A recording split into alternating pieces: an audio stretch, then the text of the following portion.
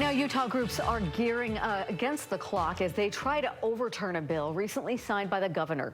The bill would ban collective bargaining for public labor unions. News Special Shelby Lofton breaking down the numbers of signatures and steps that it takes here to repeal legislation in our state. Utahns only have so much time to meet the qualifications to get this referendum on the ballot, and the process is difficult by design. The clock is ticking even right now, so that's why you'll start seeing them go to neighborhoods. Petition signing parties and door knocks are happening across Utah. Me and my neighbors, both on the left and the right, feel very much like this is really a stab in the back to teachers, to firefighters, to police officers. Labor unions filed an application with the Lieutenant Governor's office to begin a referendum campaign.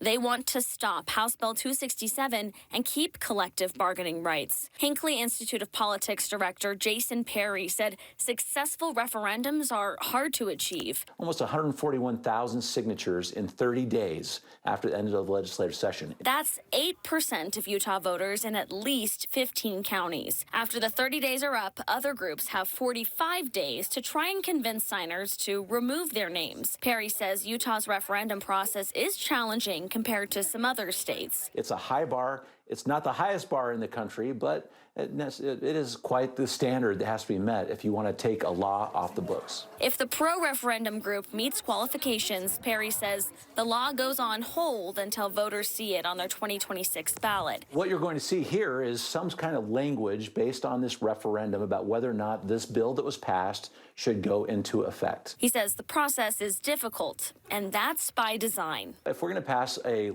bill as your representative and you don't agree with that, there is a process, but it is a process that makes sure that it is the majority of Utahns that want a certain outcome and not a minority of Utahns. Perry says if the referendum does go on the ballot and voters choose to overturn the law, it will not go into effect. At the University of Utah, Shelby Lofton, KSL 5 News.